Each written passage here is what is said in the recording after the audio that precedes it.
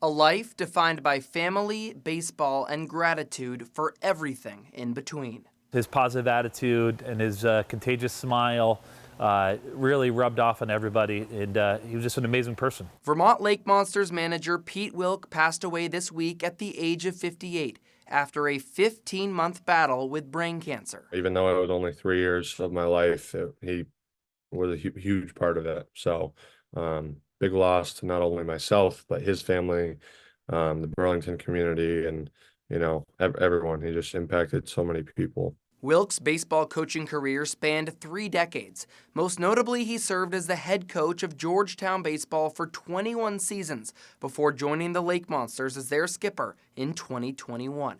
In a conversation last summer, Wilk recounted his reaction to being offered the job. He's like, "What do you think about Burlington?" And I had been up here, and I'm like, now that is really interesting, because I knew it was a good spot for my family. This town, for the summer, oh, this could be really special.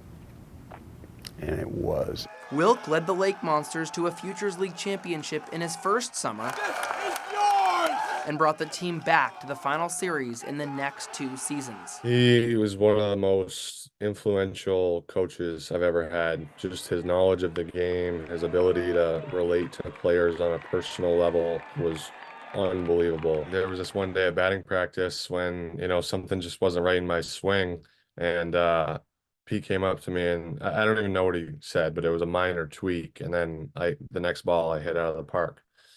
And I was like, wow, like I was shocked, like that one little thing. And he's like, hey, that's why they pay me the big bucks. As important as baseball was to him, Pete Wilk always put his family first. He was immensely proud of his daughters, Reese and Casey, and constantly referred to his wife, Erin, as the rock of the family. The last person he cared about was himself. He cared about trying to be a positive role model for everybody. He was a great manager, he was a great coach, but at the end of the day, he cared about people, and that's really what we're going to miss about Pete. Ever the optimist, Wilk, at least publicly, rarely considered the chance he could lose this fight. But when asked how he'd like the Vermont community to remember him, his answer was simple. How much I loved it here. How important it was to me and my family to be part of this community. Wilk counted himself lucky, but we're the lucky ones. His legacy will definitely be carried on, and, you know, we'll try and do the best that we can to honor him.